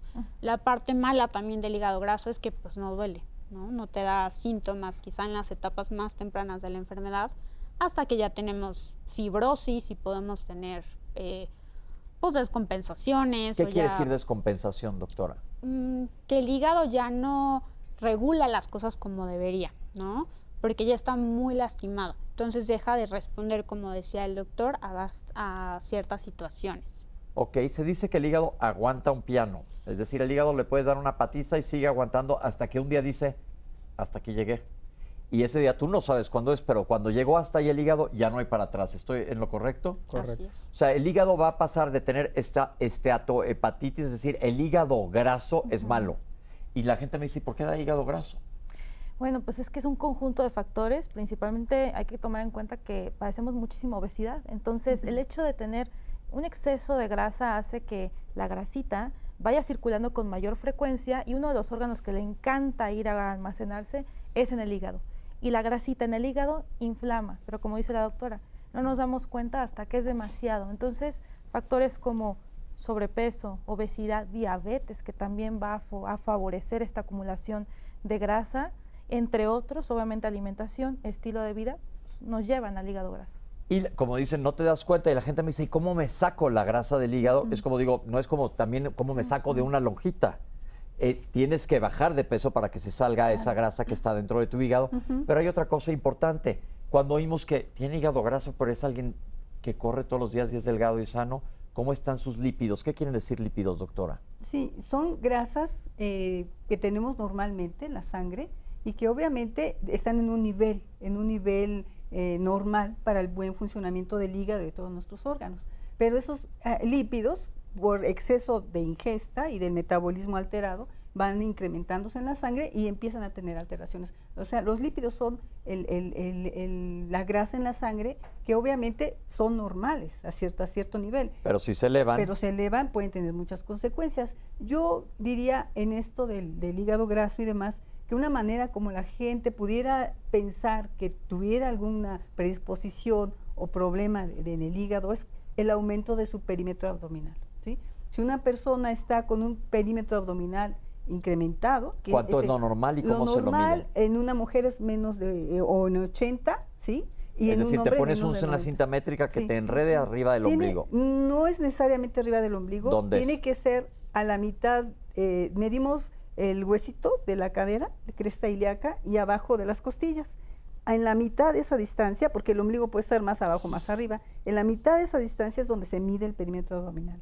Si en los hombres es mayor de 90 o en las mujeres mayor de 80, tenemos grasa a nivel de las vísceras. Y esto puede propiciar, sin que tengamos, dijéramos, una valoración de enzima, de laboratorio y esto, que tengamos grasa en los órganos vitales. Entonces podemos decirle a la gente que nos está viendo que acabando este programa puedes ir al baño, tomar una cinta métrica y póntela alrededor, justo donde dijo la doctora, todos tenemos este huesito que conocemos de la cadera y la costilla, ahí a la mitad, tranquilo, mídete. Si eres mujer y tienes arriba de 80 y si eres hombre y tienes arriba de 100, puede que tengas problemas y vale la pena que te cheques.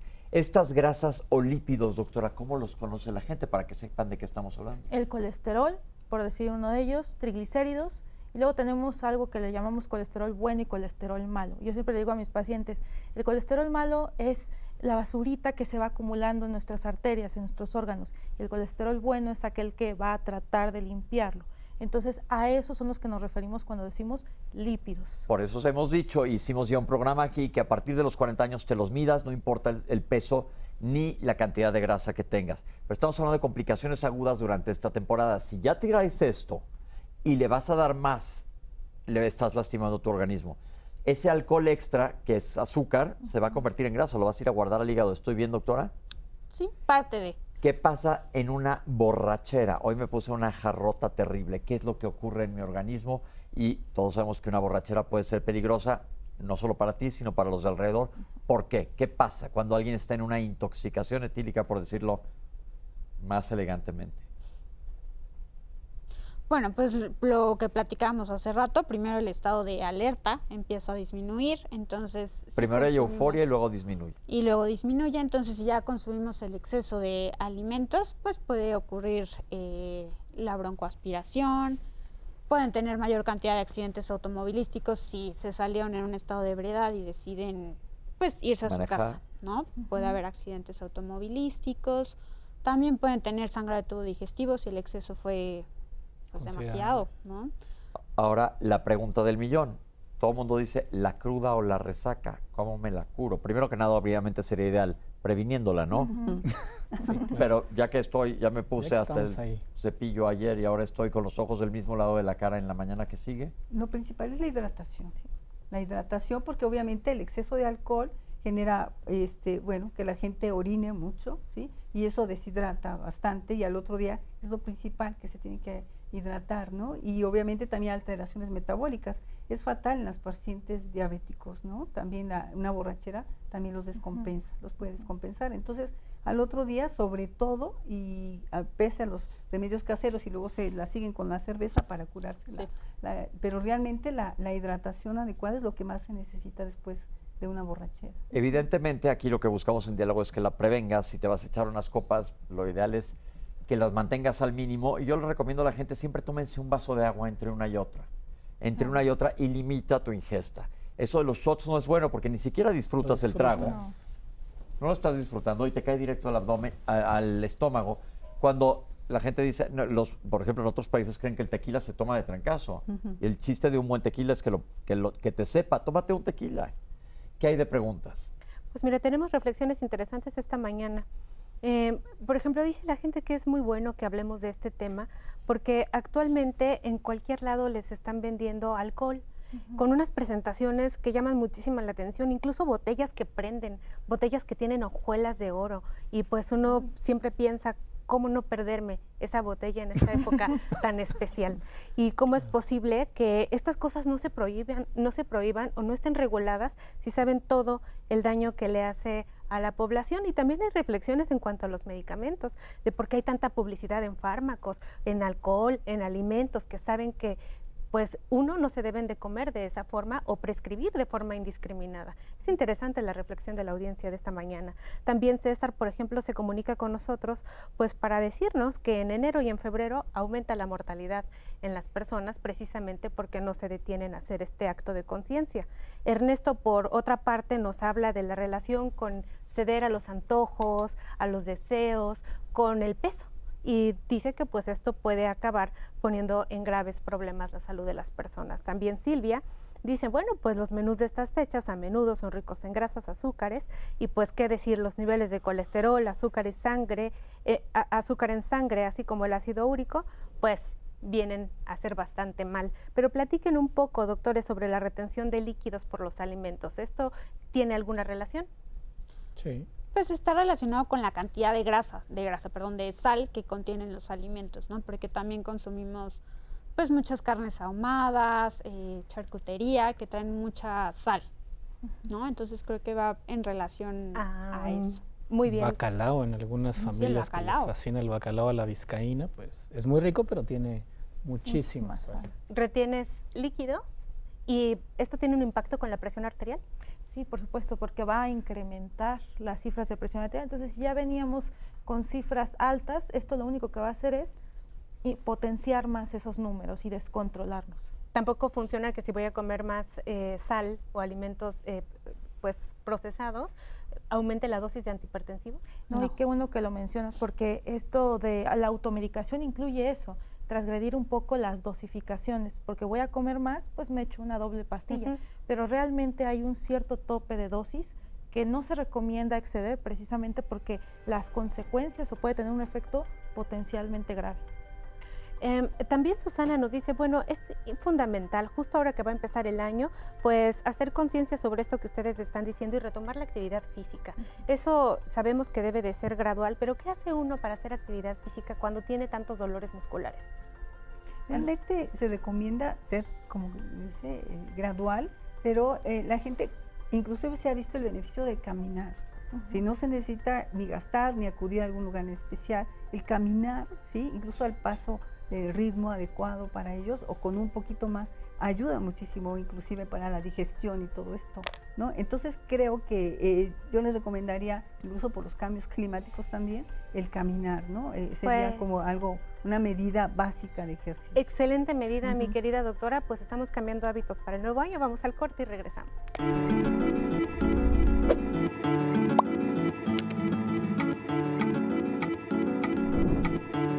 El consumo de grandes cantidades de alcohol en un corto periodo de tiempo puede provocar una intoxicación con serias consecuencias que, en ocasiones, llega a ser mortal.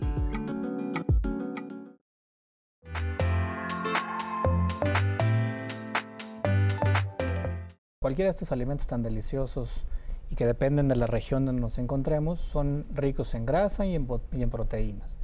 Eso hace mucho más difícil al tubo digestivo que cantidades en exceso puedan digerirse de forma más adecuada. Entonces, es importante que en cuanto se empiecen a sentir mal, a pesar de que estemos en este tipo de fechas, sí busquen atención.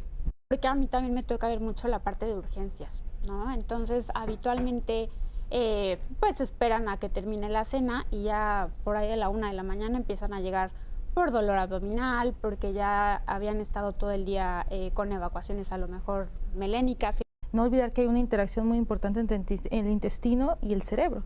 Entonces se desencadena en nosotros un sistema de recompensa, de placer, y esto también favorece que sigamos en este ciclo de seguir comiendo, seguir alimentándonos. Pueden también presentar reflujo por la cantidad de grasa, justo como dice el doctor, ¿no? Pues busca por dónde salir la comida, entonces pueden tener reflujo, pueden estar con eructos. Y otra cosa importante, casi siempre es en la cena. Casi siempre ingerimos estas cantidades tan elevadas de alimentos en la cena. El páncreas es el órgano que se encarga de ayudar a digerir las proteínas que ingerimos por vía oral, y cuando tenemos un exceso de estas y de alcohol en la misma situación, lo que puede generar es una inflamación severa. Pues cuando son pancreatitis severas incluso pueden llevar a la muerte. No se trata tampoco de limitarse, ¿no? Porque estamos como mucho con la idea de no voy a comer nada en la cena. No se trata de limitarnos, sino solamente tratar de no excedernos en cuanto a porciones. Pero el niño está ahí, el niño está observando cómo es el comportamiento de los adultos, sus costumbres, que se olvidan de medirse, que a veces en ese menú no hay algo para ellos, que no pique, que no es irritante. Es muy recomendable empezar más temprano, ¿sí?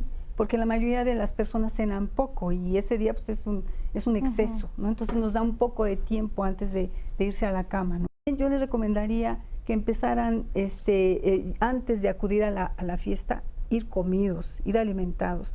Cuando la persona tiene hambre, genera más ansiedad. O sea, llegas a la fiesta y no piensas.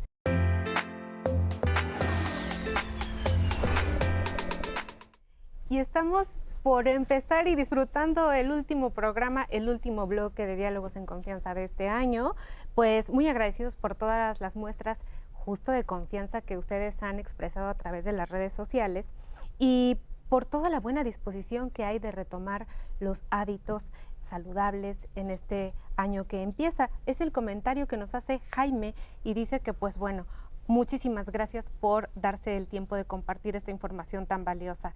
Pilar también quiere hacer un comentario interesante acerca de las múltiples cenas que se llevan a cabo en estos días y en estas fiestas navideñas y de fin de año, y dice que bueno, las consecuencias estéticas son importantísimas y que por lo general nosotros atendemos las recomendaciones que ustedes dicen en este momento, pero cuando empieza el año las olvidamos de inmediato. En este contexto también las personas opinan que deberíamos de cambiar la tradición, que no necesariamente fuera una cena, sino una comida y después pues hacer otro tipo de convivencia cercana de la noche, porque como comentan los doctores, ya no podemos digerir. Y eso sería muy importante tomarlo en cuenta para las personas mayores, nos comenta. Talía dice, por favor, ¿pueden decir qué fue eso del hambre hedónica y por qué se desarrolla? Hedonismo quiere decir placer a ti mismo, sentirte bien, y hambre hedónica es que si me ponen un pastel de 3 leches, me siento bien. Esa hambre no es un hambre verdadera que mi cuerpo está diciendo nútrete, es que me dan ganas de sentirme bien comiendo pasteles, por así decirlo, o lo que te guste. Eso quiere decir hambre hedónica, que viene de la palabra hedonismo. Así es. Pues realmente nos preguntan qué hacer en caso de que yo presente evacuaciones diarreicas y no tenga oportunidad de ir al doctor. Doctores, ¿qué recomiendan? Hidratarte y vigilarte. Yo les digo, cierren la boca ese día. Pongan en la ventanita, hoy no se trabaja el tubo digestivo, y ve cómo evolucionas. Si persistes, obviamente ir al doctor. ¿Alguna recomendación, doctores? Yo creo que es muy importante con qué, ¿sí? No es cualquier cosa la hidratación, porque podemos prolongar la molestia, la diarrea y demás. Y yo creo que es muy importante que la gente sepa con qué hidratarse. Lo primero, obviamente, son los sueros, que contienen una cierta cantidad de sales, que no solamente con la diarrea perdemos líquido, perdemos sales, perdemos sustancias importantes para el cuerpo. Por eso no debemos de hidratarnos nada más con agua o algunas que tradicionalmente usamos, ¿no? Sino que el suero es lo principal. En los niños la lactancia, continuarla, y obviamente hay otras alternativas, pero no se busca las bebidas deportivas, y todo esto también pudiera tener no buen efecto, ¿no? Porque no tiene el balance dijéramos adecuado que tiene el suero vida oral.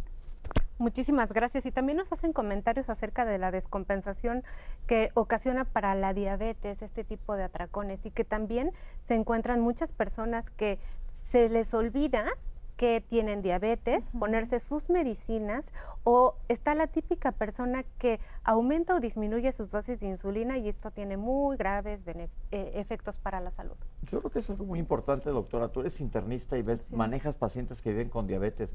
El control de la diabetes y lo que dice Citlali, ¿qué les puedes decir a la gente que tiene diabetes, nos está viendo ahora? Claro, no se tienen que sacrificar y no se trata de dejar de comer. Eso es algo importante, porque la insulina va a trabajar, comas o no comas, y puede traer consecuencias muy, muy importantes si nos ponemos más insulina de las que deberíamos.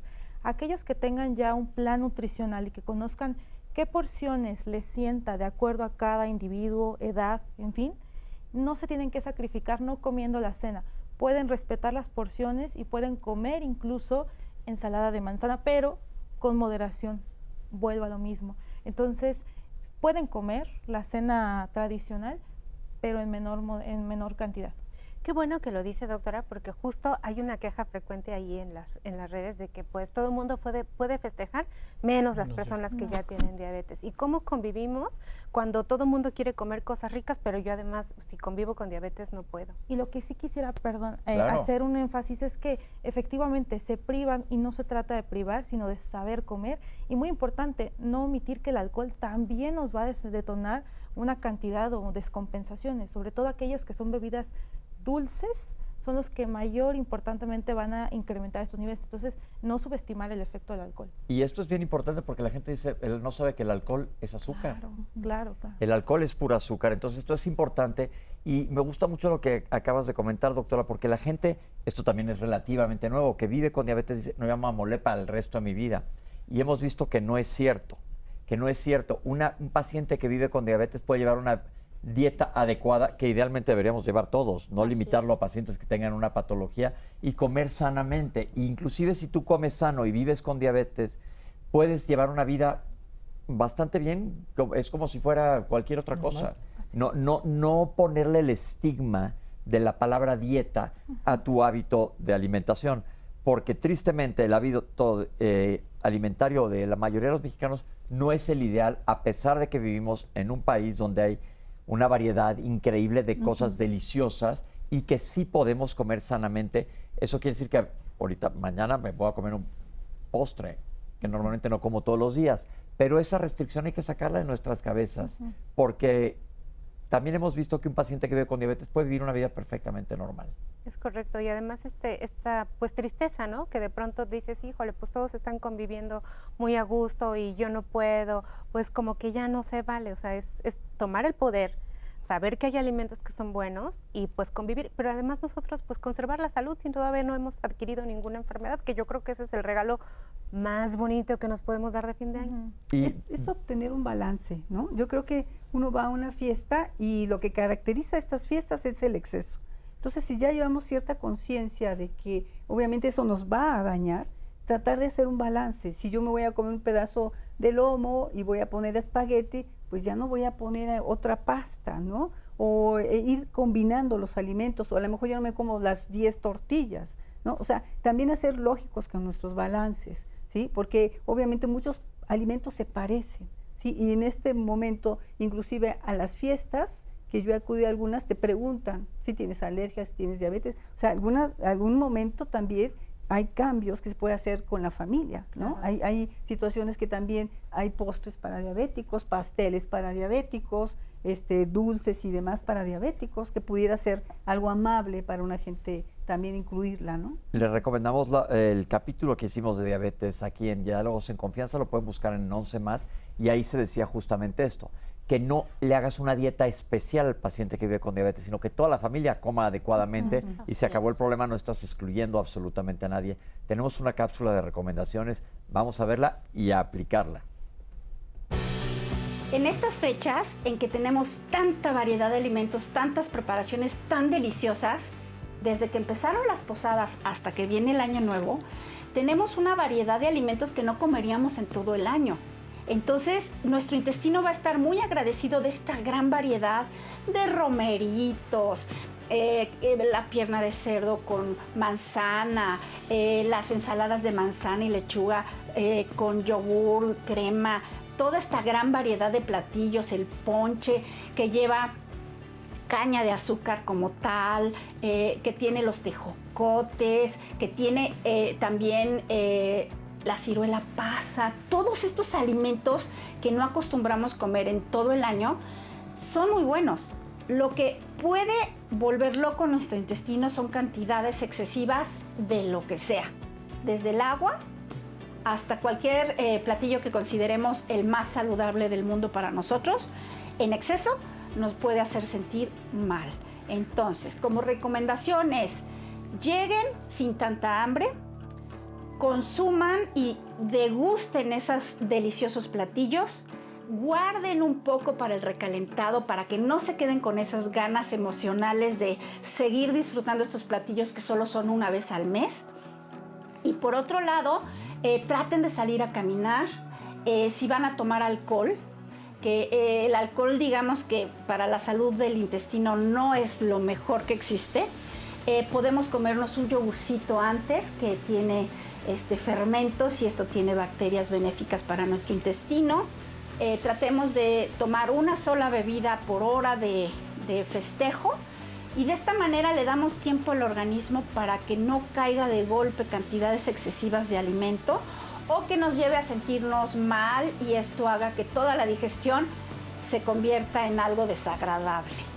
Y que no lo hagan nada más en esta temporada. Les deseo que todo este año 2025 que viene traten de hacer esto todos los días, dar mucha variedad, disfrutarlo, degustarlo y permitir que nuestro intestino esté funcionando en nuestro beneficio, porque él es al final el que nos alimenta y nos tiene en un buen estado de ánimo. Son muy buenas recomendaciones, doctores. ¿Qué opinan? ¿Que son aplicables para todo el mundo? Sí, o sea, yo creo que en general todos deberíamos hacer el esfuerzo y como platicabas, ¿no? O sea, no es ponerte a dieta, es aprender a comer. Y es para toda la familia, o sea, no es porque estés enfermo de algo o algún familiar, sino aprender a comer de manera sana y relacionar que la comida es para que nuestro cuerpo esté bien, ¿no? No por satisfacción. Sé que es bien difícil, justo ahorita lo platicábamos, ¿no? O sea, que asocias placer con alimento y tendríamos que empezar como a cortar ese enlace que tenemos. Doctora, a los niños aprenden por un ejemplo. ¿Cómo a todos los que son papás jóvenes que tienen niños jóvenes, o niños en su que niños jóvenes, pues todos los niños son jóvenes, que tienen niños pequeños en casa, cómo pueden hacer lo que acaba de decir la doctora, empezar a romper con, no estoy diciendo romper con las tradiciones, sino romper con esta idea que es compensación todo? ¿Cómo educarlos para que coman sanamente y sepan decir hasta aquí? Esto es algo muy importante porque creo que los cambios se dan con la educación. Si hay educación, la gente se hace consciente. Entonces, obviamente, desde las edades más tempranas, si empezamos con la educación, esto va a tener mayor relevancia, ¿no? A nivel de nuestro México. Entonces, yo empiezo, de hecho, desde los 6 meses. Los niños idealmente deben de tomar lactancia materna exclusiva los primeros 6. Es lo ideal. Cada vez que le damos lactancia a un niño, lo estamos vacunando literalmente. Entonces, la lactancia es algo primordial, exageradamente importante que se le debe dar en la primera infancia hasta los 6 meses. Empezamos con la alimentación complementaria a partir de los 6 meses. ¿Sí? Obviamente con variando texturas, variando frutas, verduras, la alimentación complementaria ya cambió, ya se empieza prácticamente con todo, empezando con carne, que tenga hierro, suplementos de hierro. Y una cosa muy importante que yo les aconsejo a los papás, que en cuanto el niño ya pueda sentarse, que es alrededor de los 8 meses normalmente, él toque la comida, se bata de comida, se juegue con la comida, el plato en la cara, la tire, le dé así. ¿Por qué? Esta situación, el niño cuando en esas edades, él aprende jugando, ¿sí? Él juega con la comida, posiblemente se lleve 1, 2, 3 bocados a la comida, a la boca, perdón, porque todavía la leche es parte de su alimentación fundamental. Si su peso es normal, no es un niño enfermizo, es muy importante que dejen que el niño juegue con la comida y en cuanto dé datos de saciedad, que esto es que haga esto, empiece a llorar, ya se quite al niño de ahí, ¿sí? Es una manera de enseñarlo a que se respete su nivel de saciedad. ¿Sí? Que no hemos tocado esa palabra, sí. El día de hoy yo creo que es la palabra clave, saciedad, aprender a escucharla. Aprender, el niño y la mamá debe respetar esto. Si andamos con el avioncito, la boca jalada, y además es muy importante, no celular, no televisión, no papá leyendo teléfono, el niño aprende por imitación, el papá debe estar comiendo, la mamá también, qué rico. ¿Sí? Y ellos manifiestan el gusto por la comida. Entonces el niño ve que es un ambiente agradable, donde la comida es algo agradable, y que no, si no te lo comes te doy, y si te lo comes te doy. Entonces es un cambio de generación. La mayoría de nosotros, o sea, comías y decían, no, si no te lo comes, pues no sales, no vas, o cómetelo Castigo, porque ya no hay recompensa. tantos niños muriendo en el mundo y tú dejas. Entonces, ¿qué hace uno cuando va a una fiesta y dice, no, pues me lo tengo que acabar? Claro. O sea, lo tienes improntado en la cabeza y en el alma. Entonces, si en algún momento dado le damos a nuestros niños libertad, de juego con la comida, de interacción con las texturas, ¿sí? Y no estamos aferrados a que coma. Algo muy importante es el seguimiento de su peso y de su talla. Yo les muestro a las mamás, tiene un peso normal, una talla normal, es que come bien poquito. Aquí está, ustedes preocúpese, comió 3 cucharadas, sí, así comen los niños y es normal para él. ¿Sí? Entonces, tratar de respetar ese nivel de saciedad y obviamente no obligarlos a comer, no cambiarles el menú, ¿sí? Y no durar más de media hora ya niños más grandes con la comida. Si empiezan a hacer manifestaciones de que esto, ya te limpias las manos, Juanito, y vete. ¿Sí? Y se les vuelve a ofrecer comida saludable, no cambiar el menú, ¿sí? Y yo creo que en esa manera vamos a ir respetando, aprendiendo y teniendo nuevas generaciones que obviamente pues es necesario por la obesidad que tenemos, ¿no? De gente más consciente. Más consciente. Doctora, tips, mañana es la cena, ¿qué le decimos a la gente? Pues bueno, aquellos que ya tienen su plan de nutrición, sobre todo pacientes que viven con diabetes, que tienen hipertensión, no se limiten en el sentido de no se restrinjan. Lo que necesitan es solamente conocer que no deben de pasar de sus porciones. Puedo comer a lo mejor una porción de proteína, me voy a comer a lo mejor mi piernita de pavo, ¿no?, al horno. Entonces, tratar de jugar un poquito con esa idea, incrementar el consumo de fibra, que esto es también muy importante y que va a ayudar también a bajar los niveles de grasas que absorbemos, también de azúcares, y limitar sobre todo el consumo de alcohol, precisamente porque también no es inocuo, tiene azúcares y eso puede potenciar. Y no solamente eso, aquellos que padecen de intestino irritable, todas esas molestias, el alcohol es un detonante importante para que los síntomas pues, sean todavía más molestos de lo que son. Entonces, tratar de evitar estas comidas que ya sabemos que per se nos caen mal. Doctor. Pues yo como mensaje final les diría, a lo mejor no tan agradablemente como dices, equilibrio, las porciones adecuadas y el autocontrol. Con todo, con el alimento, con el alcohol, ¿sí?, con la felicidad, con la tristeza. Ok. Y eso es muy importante, inclusive lo que se comentó en cuanto al alcohol, tómate, si vas a beber, ya dijimos que lo ideal es que no sea mucho, pero tómate un vaso de agua entre copas, para que des tiempo de que tu alcohol deshidrogenasa, que es una enzima que tienes en el estómago, actúe. Eso de los shots tampoco, porque llenas el estómago de alcohol muy rápido. Y tampoco es ideal, esto sobre todo por los jóvenes. Doctores, nos quedan un par de minutos. Quiero que cada quien nos diga un propósito de año nuevo que sería saludable para la gente. Doctora Vaz. Aprender a comer de manera saludable, que no lo veamos como una dieta, ¿no? Y comprometernos con nuestra salud y también integrar el ejercicio en nuestras vidas, que no lo veamos como un castigo, sino como algo que tenemos que hacer diario y aprender a disfrutarlo también. Doctora. Yo diría que la salud nos corresponde a cada uno de nosotros, ¿sí?, a nuestras decisiones diarias, ¿sí?, no al sector salud, no a los médicos, sino cada uno de nosotros decide en ese momento cómo va a vivir ese momento, ¿no? Entonces, el propósito sería responsabilízate de tu salud. De tu salud, responsabilízate de tu Doctora. salud. Ser más conscientes de nuestro organismo, escuchar lo que dice nuestro cuerpo, como dice la doctora, y también, sobre todo en pacientes que sufren enfermedades crónico-degenerativas, quitar esa idea de que yo me tengo que aislar. No es cierto, pero sí tenemos que tener una dieta, acercarnos a un nutriólogo e ir con su médico, no automedicarse. Doctor. Conocer tu cuerpo. Nosotros en gastroenterología, yo le digo a mi paciente, cada paciente es diferente. Si tú conoces lo que te cae mal y esto te cae mal hoy, te va a caer mal seguramente mañana. Entonces, aprender sobre tu cuerpo es otro buen propósito de Año Nuevo. ¿Y Citlali? Pues yo quisiera decirles que como propósito intentamos que la salud es un regalo de la conciencia y que solamente la conciencia y la educación nos van a permitir ser saludables.